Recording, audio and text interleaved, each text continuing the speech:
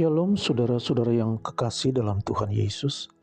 Kita berjumpa kembali untuk bersama-sama merenungkan kebenaran firman Tuhan yang saat ini terambil dari Markus pasal 1 ayat yang pertama hingga ayat yang ke-8. Perenungan firman Tuhan ini diberi tema Siap Menyambut Mesias. Saudara-saudaraku, kedatangan Yesus ke dunia ini sebagaimana dambaan umat Allah bukanlah sesuatu yang dilakukan Allah secara tiba-tiba dan asal jadi. Segalanya telah dirancang dan dipersiapkan Allah dengan baik. Nubuatan para nabi Perjanjian Lama adalah bukti awalnya. Penulis Injil Markus juga menekankan hal ini, bahwa sebelum Yesus datang, ada seorang utusan Allah yang bernama Yohanes Pembaptis telah diutus Allah lebih dulu untuk menyiapkan jalan bagi Sang Mesias. Dalam hal ini, Markus mengutip apa yang dikatakan Yesaya dalam Yesaya 40 ayat 3 hingga ayat yang ke-5. Lalu apa yang dilakukan Yohanes Pembaptis? Pertama, ia menyerukan pertobatan dan pembaptisan. Demi kelancaran kedatangan Kristus, maka setiap lembah harus ditimbun, setiap gunung dan bukit diratakan. Tanah yang berbukit-bukit harus menjadi tanah yang rata. Tanah yang berlekuk-lekuk menjadi dataran. Ini bukan soal jalan secara fisik, tetapi soal hati. Dan inilah wujud pertobatan yang dikehendaki Allah dari setiap orang yang merindukan Mesias. Artinya, umat dipanggil untuk menyingkirkan segala penghalang yang menghambat Allah berkarya.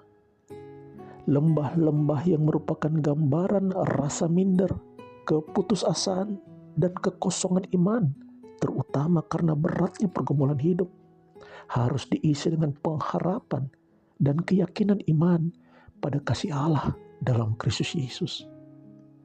Gunung dan bukit yang harus diratakan menjadi gambaran kesombongan, keangkuhan, dan keakuan manusia. Setiap orang harus hidup merendahkan diri dan membuka ruang bagi Allah untuk berdaulat, sehingga nama Tuhan dipermuliakan. Sedang tanah yang berlekuk-lekuk melambangkan ketidaklurusan hidup. Hati jangan ke kanan dan ke kiri. Tidak dikuasai dosa, kepalsuan, dan ketidakjujuran. Integritas, kejujuran, dan kesetiaan harus memimpin hidup umat Allah. Mereka yang bertobat sambil mengaku dosanya, kemudian mereka dibaptis oleh Yohanes Pembaptis. Kedua yang dilakukan Yohanes Pembaptis adalah menjadikan dirinya teladan kesederhanaan. Ia menggunakan jubah bulu unta dan ikat pinggang kulit, dan makanannya belalang dan madu hutan. Walaupun demikian, orang banyak akhirnya berbondong-bondong dari seluruh Yudea dan Yerusalem bertobat dan dibaptis. Kalau Yohanes Pembaptis mau, dia bisa saja merampas kemuliaan Tuhan melalui pelayanannya. Tetapi itu tidak dilakukannya. Dengan segala kerendahan hati, Yohanes Pembaptis berkata bahwa ada pribadi lain yang jauh lebih berkuasa dan lebih mulia, sampai membuka tali kasutnya pun ia tidak layak. Ini sejalan dengan kata-kata Yohanes Pembaptis dalam Injil Yohanes pasal 3 ayat 30. Di situ Yohanes berkata, "Ia harus makin besar, tetapi aku harus makin kecil." Dengan tulus, Yohanes Pembaptis lebih meninggikan Tuhan Yesus daripada dirinya sendiri. Saudaraku, pertanyaan iman bagi kita adalah, apakah kita sudah membuang segala penghalang di hati kita? Dan apakah sudah terwujud dalam keseharian kita?